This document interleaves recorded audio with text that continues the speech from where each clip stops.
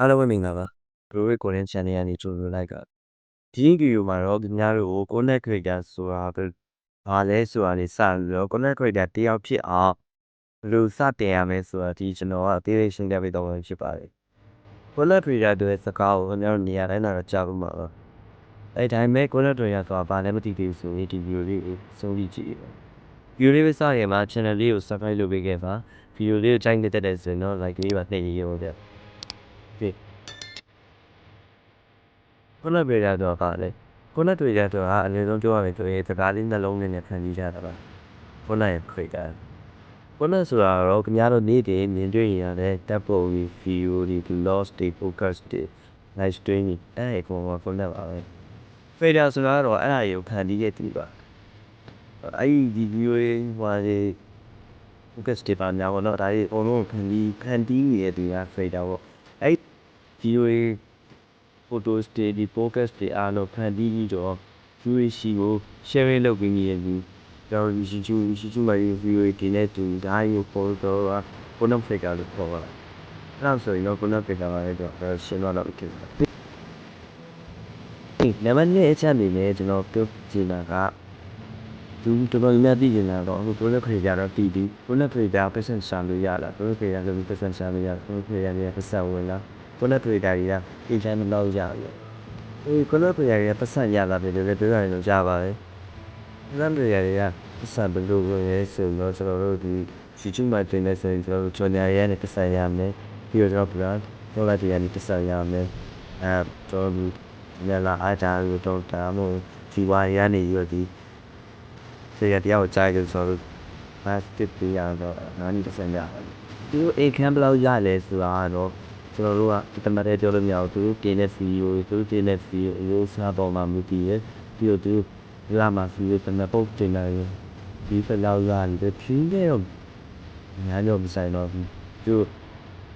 ဒီ how what the wash ပါတော့ video မှာစနေရှိရဖရဒီသူကတရားဒီ video ဖန်နမင်းကြည့်ကောင်းတယ်အဲ့တော့မျိုးဒီပါ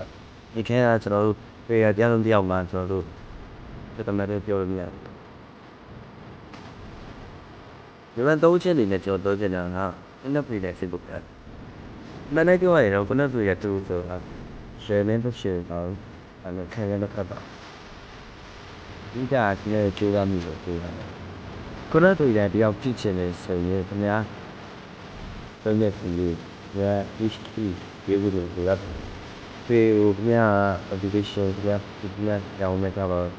ညာဒီစေးပညာနဲ့ပတ်သက်ပြီးပြင်နေတယ်ဒါပေမဲ့ဘယ်နဲ့ဆိုတာ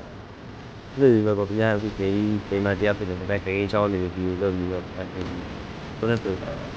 မြောက်ကိုဒီယူရဲဝင်လိုက်တယ်ခင်ဗျာလူနေရတဲ့ဒီပုံတော့တုံးတက်အဲ့လိုခံပြီးပြီးဆိုတော့အမှုဆိုတာကခဏတည်းကဖြစ်ချင်တယ်ဆိုတော့ရွှေရမယ်နဲ့အများကြီးရှိရတော့ကျွန်တော် education ပဲသွားမှာကလက်တိုင်းပဲသွားမှာကတည်းကဒီနည်းပဲသွားမှာမယ်လက်တွေအများကြီးရှိတယ်နော်ဒီလိုဖြစ်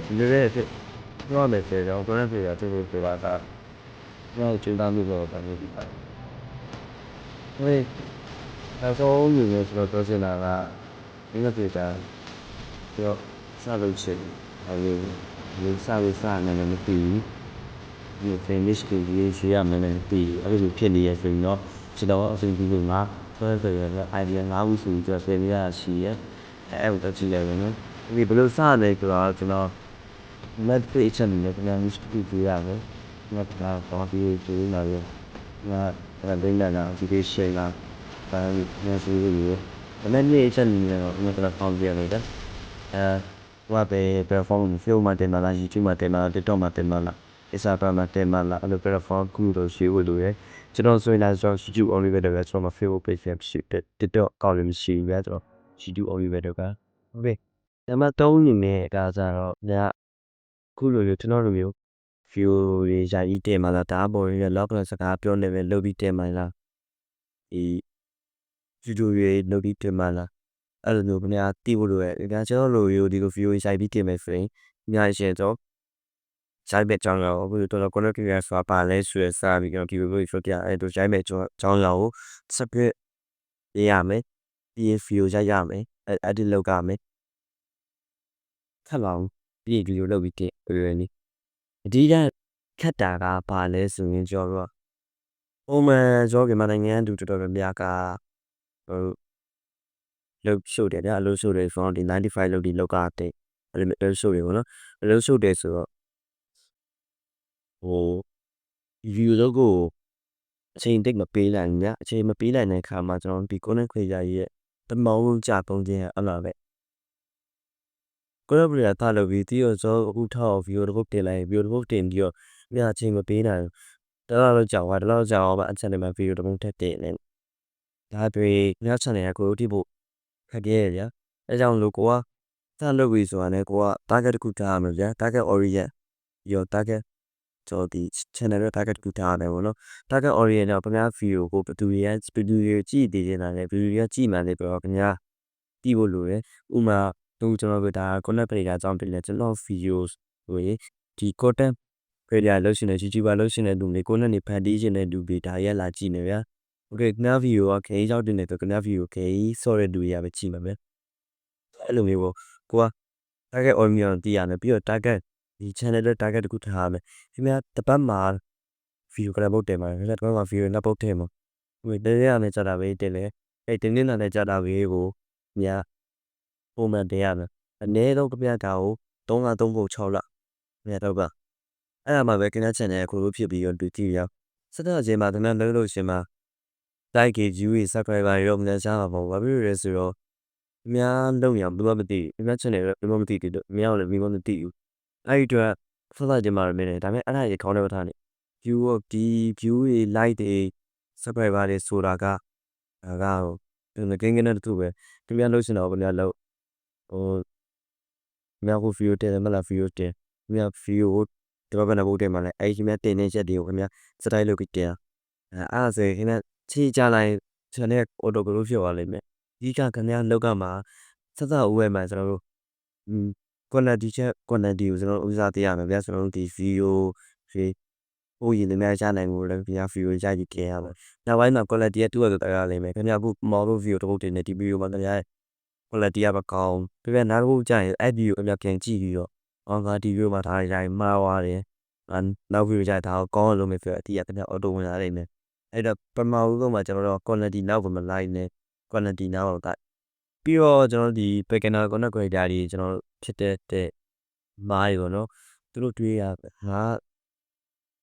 audio မရှိတာအမှ lighting ကောင်းလည်းမရှိဘူးဒီ camera ကြီးလည်းမရှိဘူးပြီးတော့အတင်းလုံးကိုဒီ laptop တွေပိုင်းလည်းမရှိဘူးဘာကြီးအဲ့လိုတွေးပြီးတော့မလုပ်ဖြစ်တာများတယ်အဲ့ဒီအတွက်ကိုလောအောင်လို့ပါတယ်ကျွန်တော်အခုတို့များတို့ကိုဒီလို video ရိုက်တင်နေတာဆိုတော့ဖုန်းတစ်လုံးနဲ့စိုက်တင်နေတာပါလိုက်နေဆိုရင်တို့ဘယ်ညမှာ LED တစ်ချောင်းပဲရှိပါအဲ့လိုမျိုးဖြစ်တဲ့အတွက်ဘာမှကြီးမှမလို့အဓိကခင်ဗျားလှုပ်ရှင်နေရလို့တော့ခင်ဗျားရဲ့ကြိုးတောင်းဖို့ပဲတို့ခါ okay အဲ့လောက်ဆိုရင် content creator ကိုခဏစကျင်နေပြီလို့ထင်ပါတယ်အဲ့အတွက်ဘာကကြည့်ဖို့မလိုပါဘူးအဓိက cost လုံးနိုင်ရပြီစပြီးတော့လုပ်ပါ content creator ကိုထားပြီးတင်ပါအခုကျွန်တော်2026ကြောင်းနေဒီ content creator တွေများလာပြီအဲ့နေရာမှာခင်ဗျားနေရာတစ်ခုရှာအောင်လုပ်လိုက်နေဆိုရင်ခင်ဗျားတို့ verify လုပ်နေတယ်မြန်တရားနေခင်ဗျားဝင်ရှာပြရတယ် okay အဲ့လောက်ဆိုရင် content creator ဆိုတာဘယ်လောက်ထိခက်လဲဘယ်လောက်ထိရွှေတယ်ငါသိလာပါပြီအဲ့တော့ကိုယ်တိုင်စလုပ်ကြည့်ပါ